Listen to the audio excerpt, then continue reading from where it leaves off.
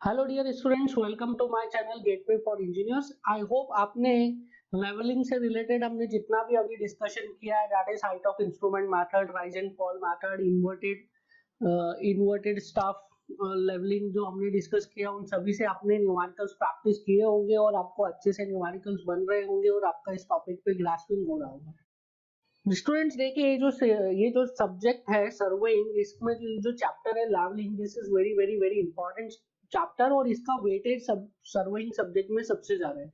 इसलिए लेवलिंग पे आपका अच्छे से कमांड होना चाहिए। इससे हमेशा कई सारे न्यूमेरिकल्स पूछे गए कॉम्पिटिटिव एग्जामिनेशन में। सो आपका इस सब्जेक्ट पे जो है ग्रास्प अच्छे से होना चाहिए।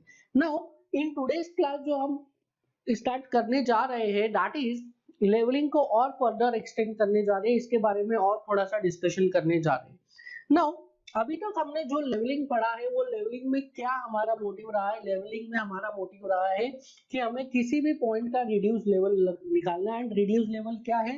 रिड्यूस लेवल है उस पॉइंट का एलिवेशन, कहां से? उस पॉइंट का elevation from the mean sea level.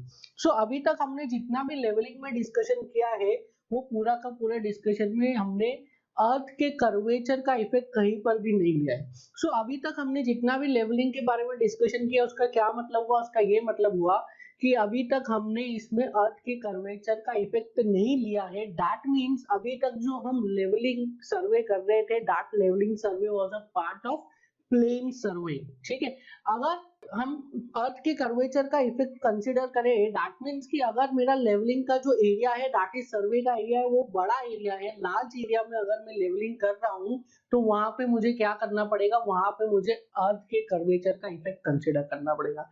Now अर्थ के कर्वेचर का इफेक्ट कंसीडर करते हैं तो क्या होगा? उससे उससे क्या हमारे लेवलिंग का प्रोसीजर बदल जाएगा? नहीं, जो हम लेवलिंग का प्रोसीजर अभी तक अडॉप्ट कर रहे हैं, उसी लेवलिंग के प्रोसीजर से हम लेवलिंग करेंगे। सो जो हमारा ग्राउंड पे हमारा प्रोसीजर है, वो पूरा का पूरा सेम रहेगा। बट हम क्या करेंगे? अर्थ के कर्वेचर की वजह से जो एरर्स आ रहे हैं, उनके हम क्या करेंगे? करेक्शन अप्लाई कर देंगे। सो ग्राउंड पे जो हम लेवलिंग कर रहे हैं, अगर कोई छोटा एरिया है तो भी सेम प्रोसीजर से लेवलिंग करेंगे, बड़ा एरिया है तो भी सेम प्रोसीजर से लेवलिंग करेंगे।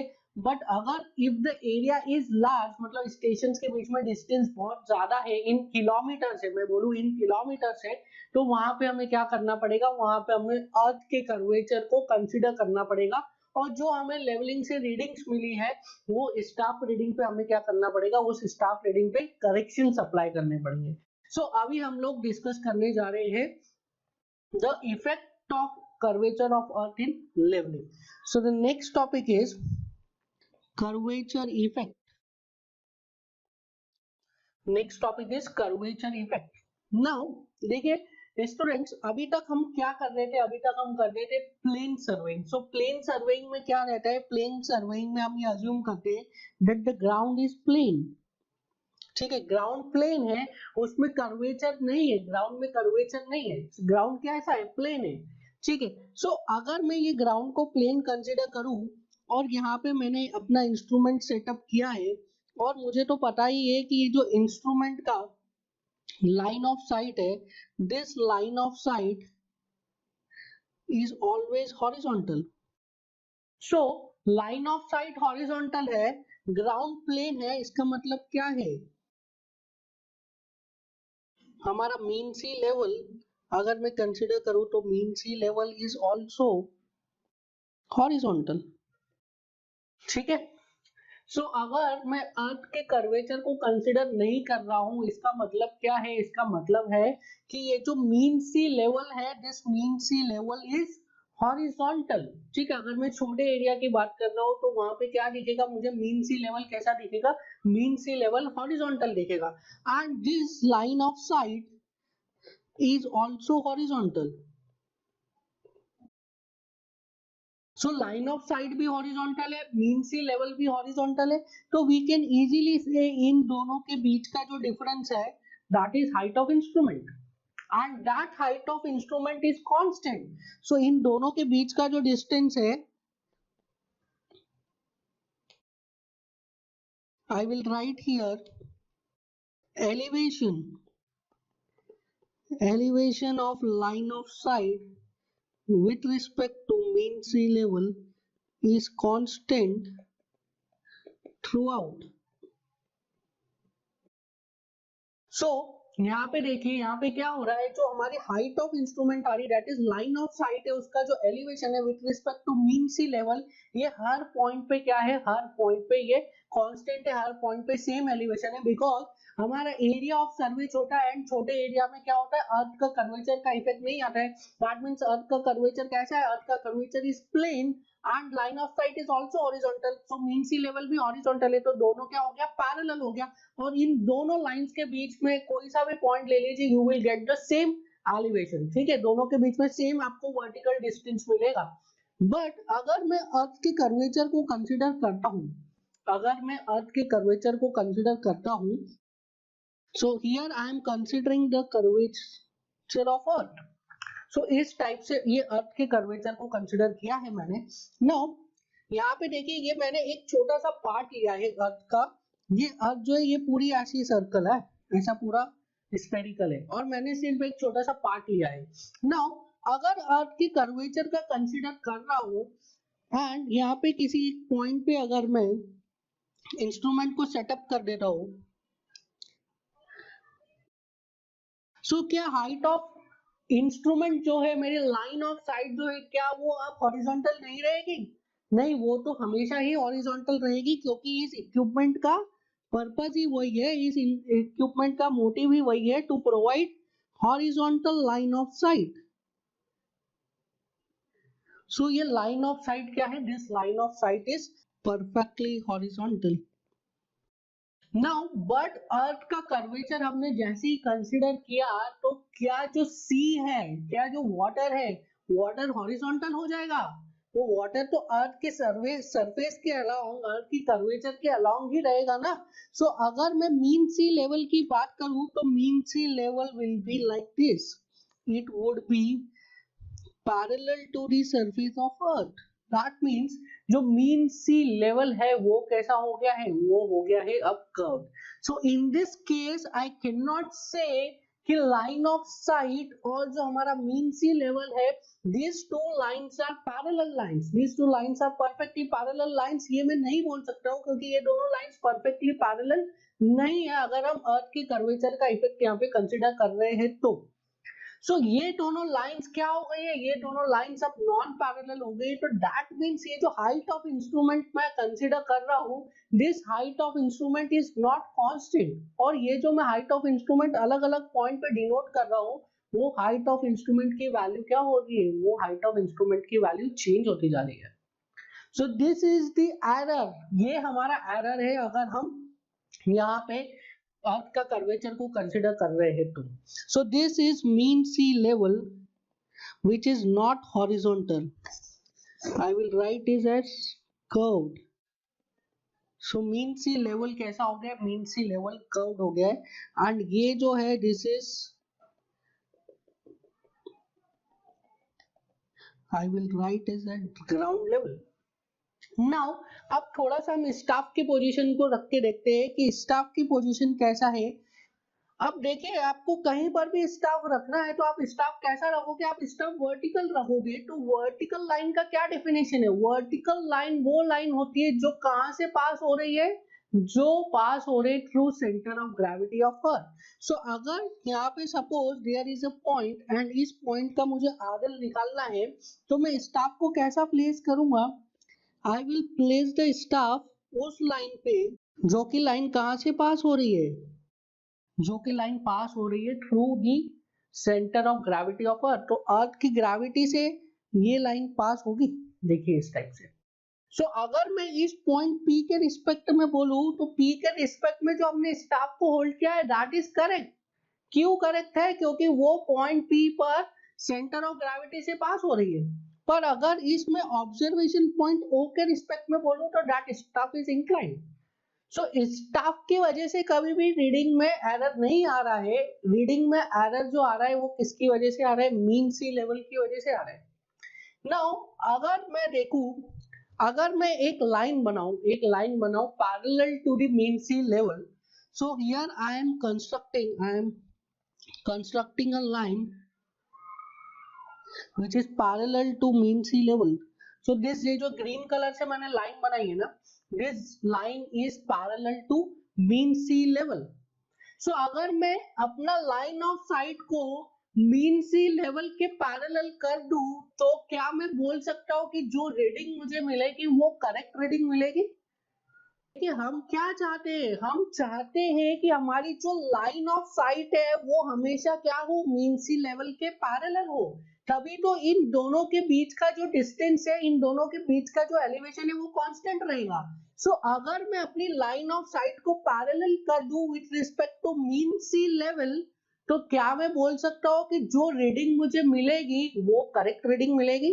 सो अगर ये लाइन ऑफ साइट इस तरीके से इंक्लाइंड हो जाए, इस तरीके से कर्व्ड हो जाए, इस तरीके से पैरेलल हो जाए विद मीन सी लेवल, तो जो मुझे यहाँ पे रीडिंग मिलेगी, this reading I can write is its true value. समझ पा रहे हैं? अगर मैं अपनी लाइन ऑफ साइट को कर्व कर दूं, लाइन ऑफ साइट को पैरेलल कर दूं with the mean sea level, तो स्टाफ पे जहां पे वो इंटरसेक्ट करेगा वो स्टाफ रीडिंग क्या मैं बोल सकता हूँ, that staff reading is true value. और अभी जो हम स्टाफ रीडिंग मेजर कर रहे हैं, दिस रीडिंग, क्या ये रीडिंग हमारी मेजर्ड वैल्यू है? सो यहाँ से हमें पता चल गया कि हम क्या रीडिंग मेजर कर रहे हैं और हमारी ट्रू रीडिंग क्या है। So I can write correction from here. अब देखिए करेक्शन में बहुत लोग है ना कंफ्यूज हो जाते हैं कि करेक्शन मेजर्ड और मेजर्ड माइनस ट्रू है कि ट्रू माइनस मेजर्ड है, इसमें बहुत स्टूडेंट्स कंफ्यूज होते हैं।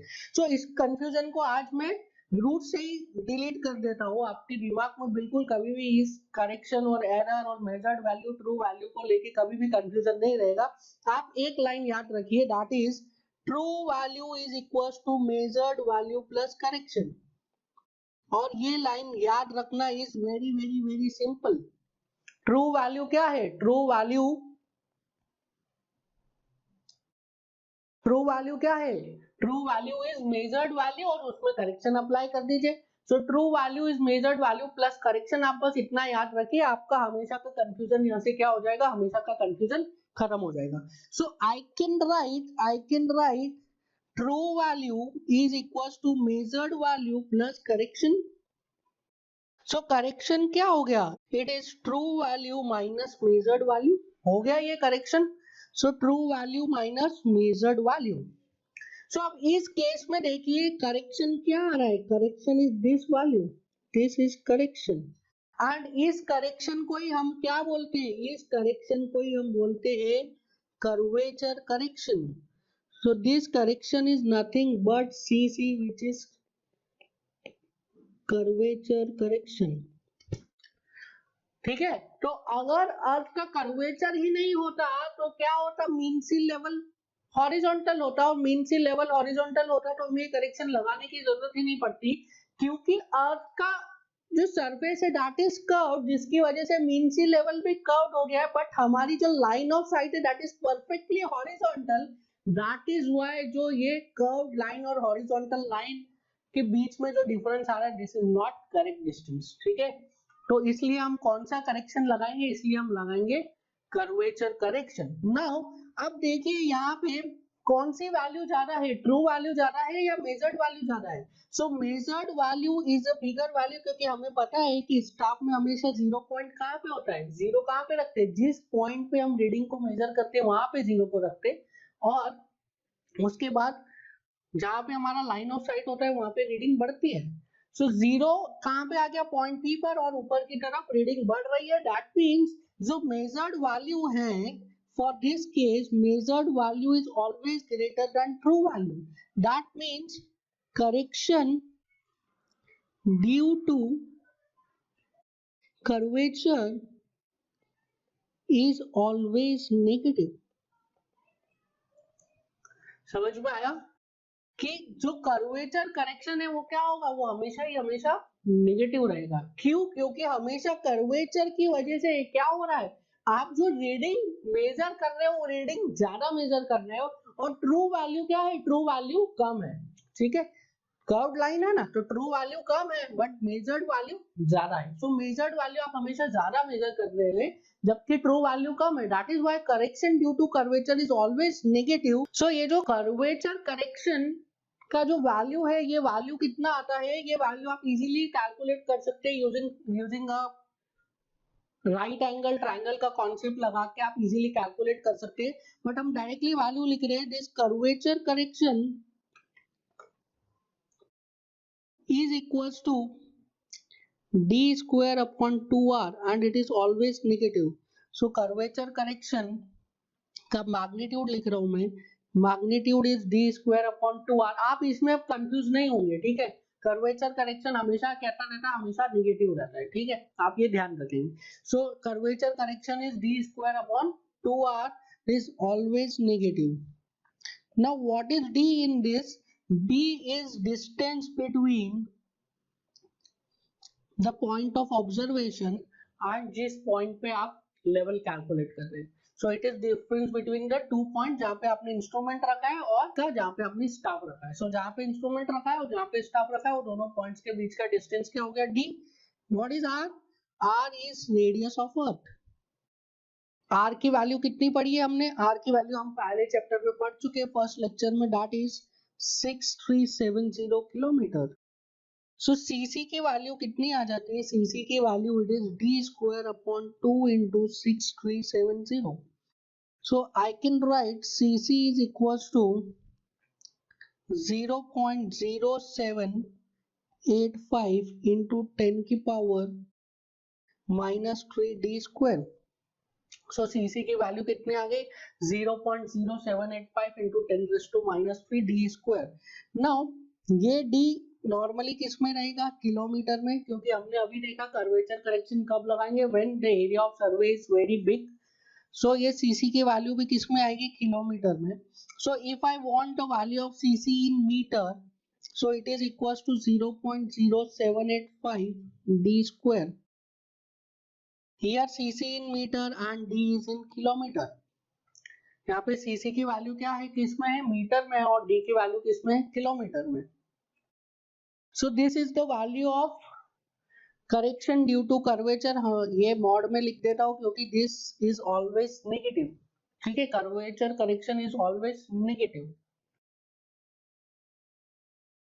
So curvature correction हम क्यों लगा रहे हैं? क्योंकि एरिया बहुत बड़ा है, एरिया बहुत बड़ा है, तो उसकी वजह से क्या हो गया, अर्थ का कर्वेचर आ गया। अर्थ का कर्वेचर आ गया तो क्या हो गया, लाइन ऑफ साइट तो हॉरिजॉन्टल है but mean sea level curved हो गई। लाइन ऑफ साइट हॉरिजॉन्टल है, मीन सी लेवल कर्व्ड हो गई, तो उसकी वजह से क्या हुआ, जो हमारी हाइट ऑफ इंस्ट्रूमेंट आ रही है, जो कि कांस्टेंट होना चाहिए हर पॉइंट पर, वो हाइट ऑफ इंस्ट्रूमेंट कांस्टेंट नहीं है। हर पॉइंट पे अलग अलग आपको हाइट ऑफ इंस्ट्रूमेंट मिल रही है। सो this is wrong. Now before moving further, आप कुछ नोट्स लिखिए इसमें कर्वेचर करेक्शन में। Please right whenever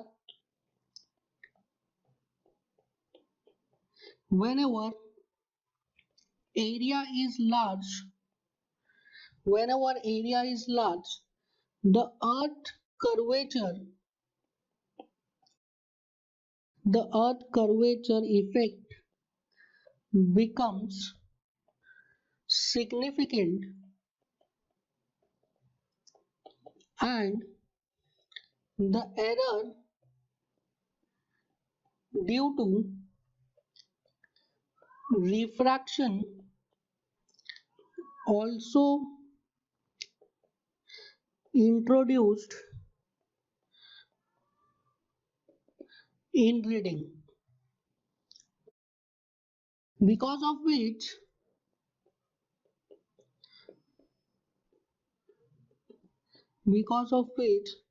we must apply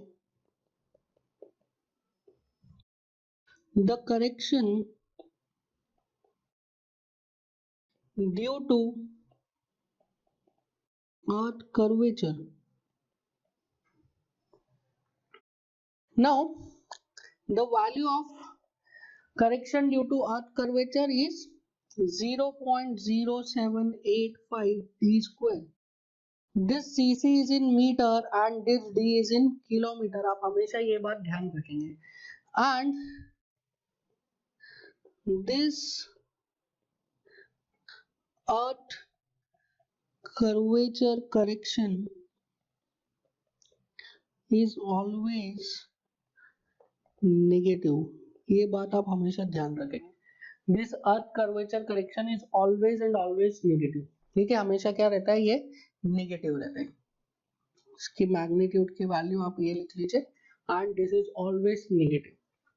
now अब जब भी आप अर्थ के कर्वेचर का करेक्शन लगाएंगे, उसके साथ में एक और करेक्शन आपको लगाना पड़ेगा, विच इज मस्ट। अगर आप अर्थ के कर्वेचर को कंसिडर कर रहे हैं तो ये सेकंड वाला करेक्शन भी आपको लगाना ही पड़ेगा, विच इज कॉल्ड एज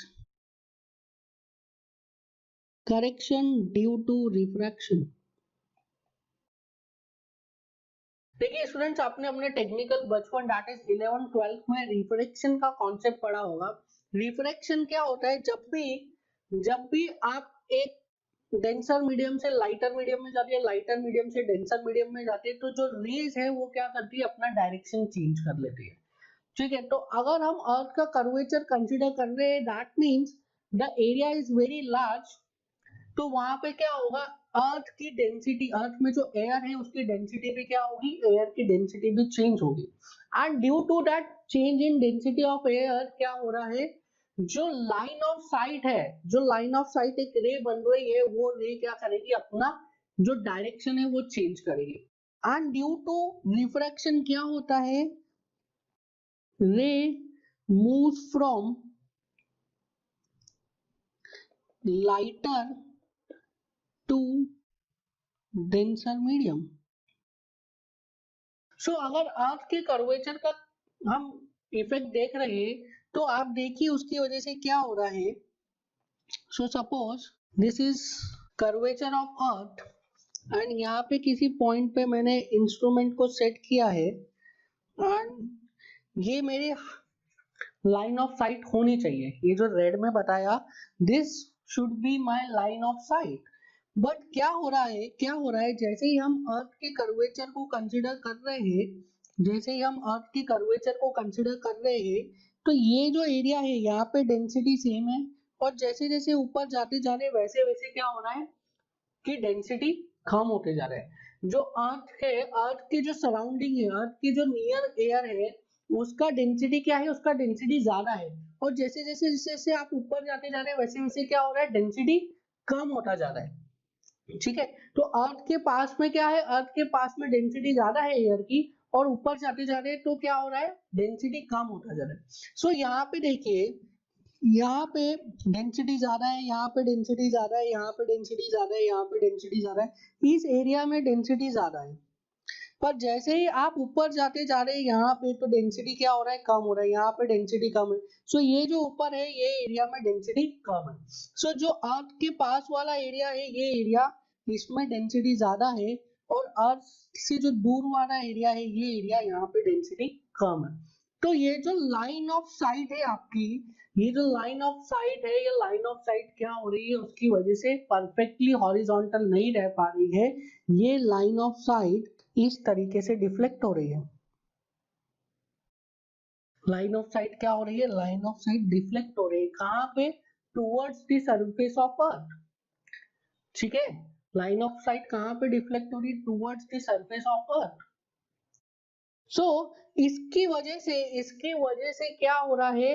जो अभी हमने कर्वेचर करेक्शन का जो एरर देखा, वो एरर कुछ अमाउंट में कंपनसेट हो जा रहा है। समझ में आया? अभी जो हमने एरर देखा, that error was due to curvature of earth. उसमें क्या हो रहा था? हमको ट्रू वैल्यू मेजर करनी थी। सपोज मैं यहाँ पे स्टाफ को शो करूं इस पॉइंट पे, so this is the staff, and यहाँ पे मैं अगर एक लाइन बनाऊं which is parallel to, this line is parallel to MSL। So मुझे जो स्टाफ रीडिंग मेजर करनी थी, ट्रू वैल्यू ये मेजर करनी थी, बट मैं अगर horizontal line of site assume कर रहा था, तो मैं ये वाली मेजर्ड वैल्यू मेजर कर रहा था। बट एक्चुअल में जो रिफ्रैक्शन की वजह से हमने वैल्यू मेजर की है, that is this measured value. Now अभी थोड़ी देर के लिए हम इसको भूल जाते हैं। अभी थोड़ी देर के लिए हम क्या करते हैं? अभी थोड़ी देर के लिए हम कर्वेचर करेक्शन को भूल जाते हैं। अभी हम सिर्फ और सिर्फ डिस्कस करते हैं किसके बारे में? सिर्फ और सिर्फ डिस्कस करते हैं रिफ्रैक्शन के बारे में। सो अगर रिफ्रैक्शन देखिए कर्वेचर का जो इफेक्ट था वो तो हमने ऑलरेडी इनकॉर्पोरेट कर लिया 0.0785 डी स्क्वायर, उससे हमने क्या कर लिया, जो हमारी लाइन हॉरिजॉन्टल थी उस लाइन को हमने पैरेलल बना लिया किसके, मीन सी लेवल के, ये वाला काम हमारा खत्म हो गया।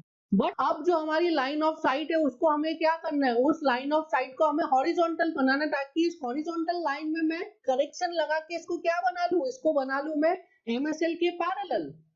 ठीक है, तो अभी हम लोग क्या करेंगे, अभी हम लोग सिर्फ और सिर्फ रिफ्रैक्शन पे कंसंट्रेट करेंगे और ये ट्राई करेंगे कि रिफ्रैक्शन की वजह से जो लाइन ऑफ साइट है वो कर्व्ड आई है, उसको हम क्या कर ले, उसको हम परफेक्टली हॉरिजॉन्टल कर ले, ताकि इस परफेक्टली हॉरिजॉन्टल लाइन में मैं क्या करूं, कर्वेचर करेक्शन लगा के इसको एमएसएल के पास ही कर दूं। सो अभी जो मैं बात कर रहा हूं, उस कॉन्टेक्स्ट में ये जो है point, this is measured value and true value is this. ठीक है, ये जो ट्रू वैल्यू ये क्या, ये डमी ट्रू वैल्यू है। ठीक है, ट्रू वैल्यू तो कहां पे, जो लाइन पैरेलल है मीन सी लेवल के, बट ये मैंने डमी ट्रू वैल्यू बनाई है, क्यों, क्योंकि मैं क्या चाहता हूं कि ये जो मेरी कर्व लाइन आ रही है ड्यू टू रिफ्रैक्शन, इस लाइन को मैं हॉरिजॉन्टल बना लूं और उस हॉरिजॉन्टल लाइन में क्या करूं, मैं उस हॉरिजॉन्टल लाइन में मैं कर्वेचर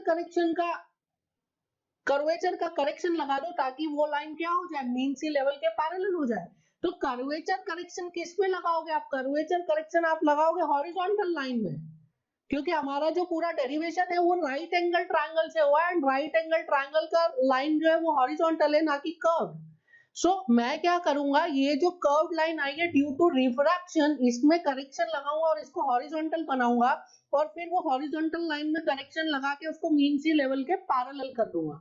सो ये जो अभी हमारी ड्यू टू रिफ्रैक्शन ये कर्व लाइन आई है, इस लाइन में जो ट्रू वैल्यू है वो कौन सी हो गई, ट्रू वैल्यू हॉरिजॉन्टल वाली हो गई, this is a dummy true value. So ये जो करेक्शन आएगा हमारा, this correction is called as CR, that is refraction correction, और you can say correction due to refraction. Now ये जो सीआर की वैल्यू को कैलकुलेट करना है, दिस सीआर की वैल्यू को कैलकुलेट करना is not at all easy, इसलिए इंपैरिकली क्या किया है, इंपैरिकली ऑब्जर्वेशन से ये डिफाइन किया हुआ है that the magnitude of CR is 1/7 the magnitude of CC। ठीक है, क्या दिया गया है, the magnitude of CR is 1/7 the magnitude of CC। ये तो हमें मैग्नीट्यूड पता चल गया, बट CR का नेचर कैसा है, पॉजिटिव है कि नेगेटिव है, वो देखते हैं हम। सो इन दिस केस अगर मैं बात करूं करेक्शन, तो हमेशा ही क्या होता है, true value is equal to measured value plus correction. तो ये तो हमें सभी के लिए पता है, true value is equal to measured value plus correction.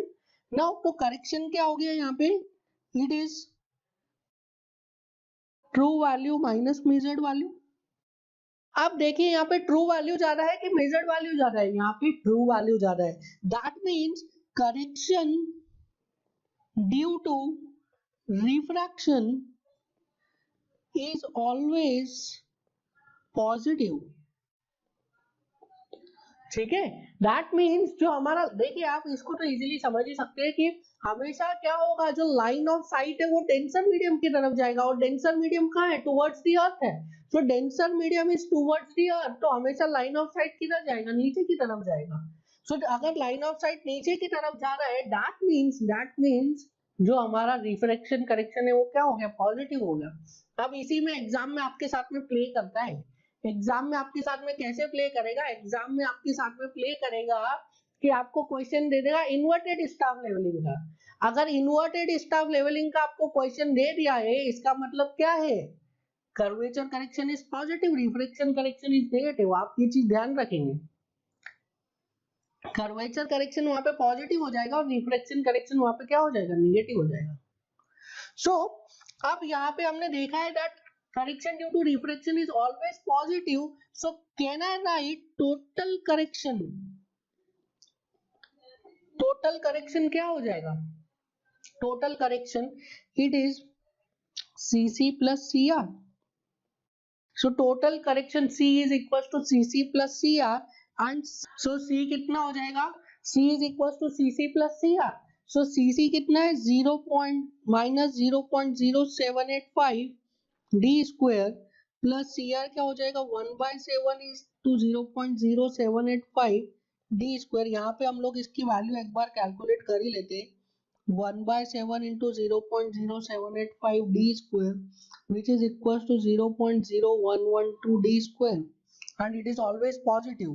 So c कितना हो जाएगा minus 0.0785 d square plus 0.0112 d square. So combined correction हो जाएगा minus 0.0673 d square. एंड आप ये चीज याद रखेंगे D is in kilometre and C is in metre. Here also D is in kilometre and this C R is in metres. So D किस में है किलोमीटर में, सी या सी या फिर सी आर किस में आपका मीटर में।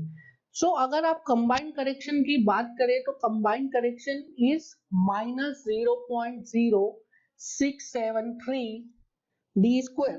अब देखिए मैं आपको दोनों ही कंडीशन को एक बार मर्ज करके बताता हूँ, दोनों ही कंडीशन को मर्ज करके बताता हूँ ना। उसके पहले हम लोग थोड़े से पॉइंट्स लिख लेते हैं with respect to refraction correction. So लिखिए correction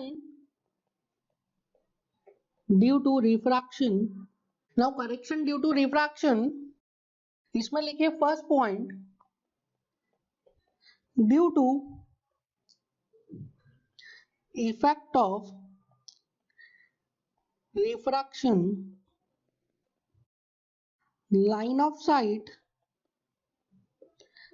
is shifted in downward direction. Line of sight is shifted in downward direction. So this correction is always positive in nature. Bracket में लिखेंगे for normal leveling. ठीक है, this correction is always positive in nature. Third लिखिए magnitude of this correction is 1/7 of magnitude of correction due to earth curvature. So CR is equals to 1/7 cc. So CR is equals to 1/7 into 0.0785 d square. So CR is equals to 0.0112 d square. The value of this CR is in meters and D is in kilometer. Now अब हम लोग देखते हैं combined effect curvature and refraction का combined effect क्या आ रहा है और इसको थोड़ा सा हम एनालाइज करेंगे। Now this is the curvature of earth, this is the surface of अर्थ। यहाँ पे मैंने अगर किसी पॉइंट पे अपना इंस्ट्रूमेंट को सेट किया है, so I will get a line of sight, this is horizontal line. So horizontal line इसको बोलते हैं हम हॉरिजॉन्टल लाइन। नाउ यहाँ पे मैं क्या कर रहा हूँ, अपना एक स्टाफ को होल्ड किया हूँ। सो दिस इज स्टाफ। नाउ एक लाइन में बना रहा हूँ, this line is parallel to mean sea level. So this is line parallel to mean sea level, इसको हम बोलते हैं लेवल लाइन।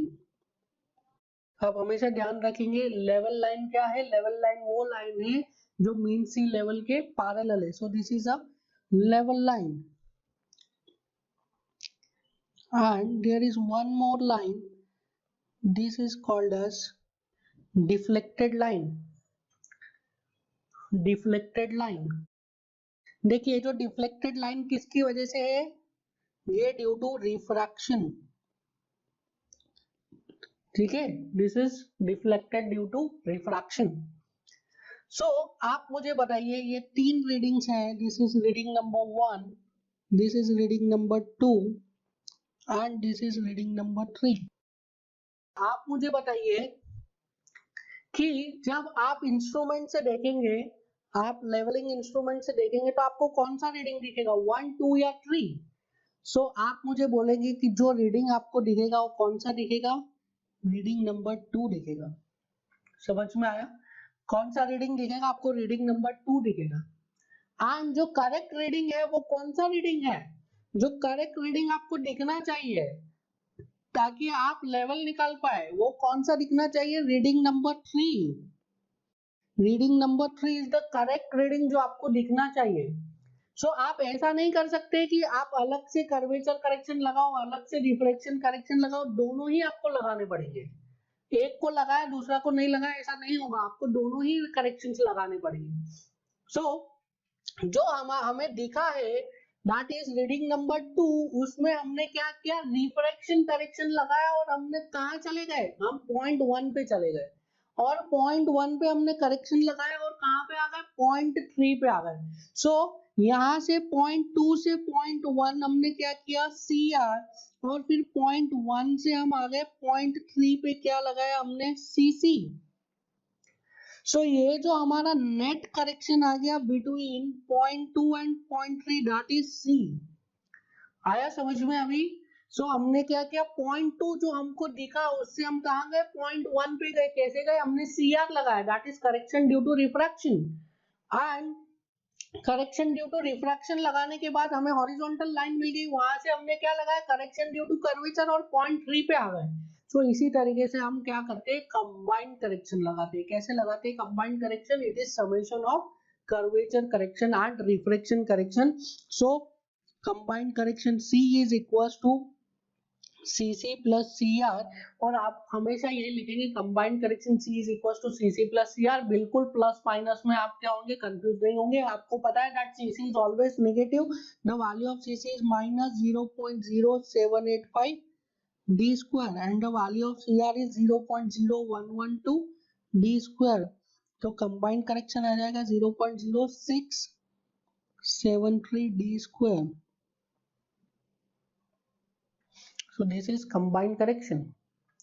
So क्या किया हमने, पहले जो हमारी डिफ्लेक्टेड लाइन थी उस पे रिफ्रैक्शन करेक्शन लगा के उसको हॉरिजॉन्टल बनाया, और हॉरिजॉन्टल लाइन में कर्वेचर करेक्शन लगा के क्या बनाया, उसको पैरेलल बनाया with the mean sea level.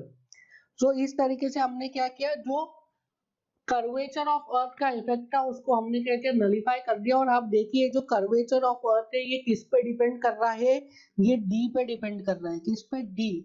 और D क्या है, D डिस्टेंस है कहाँ का, बिटवीन जिस पॉइंट पे आपने इंस्ट्रूमेंट को सेट किया और जिस पॉइंट पे आपने स्टाफ रखा। अगर ये डिस्टेंस ज्यादा है तभी ये करेक्शन की वैल्यू आएगी सिग्निफिकेंट, अगर डिस्टेंस कम है तो ये करेक्शन की वैल्यू सिग्निफिकेंट आएगी नहीं। देखिए अगर if the value D is how much, D is 100 metre, तो किलोमीटर में कितनी हो जाएगी, 0.1, D का स्क्वायर कितना हो जाएगा, 0.01, इंटू आप करो उसको 0.0673 से, तो 0.00 समथिंग कुछ आएगा, तो उसकी वैल्यू मीटर्स में इज नॉट सिग्निफिकेंट।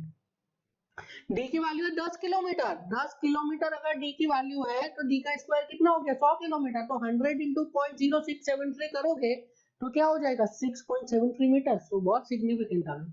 तो जितनी ज्यादा D की वैल्यू होगी उतना ज्यादा क्या होगा, करेक्शन की वैल्यू आएगी। ठीक है, तो अगर छोटा सर्वे है तो उसमें हमें इस करेक्शन को लगाने की जरूरत नहीं। If the area is large तभी हम क्या करेंगे, इस करेक्शन को लगाएंगे।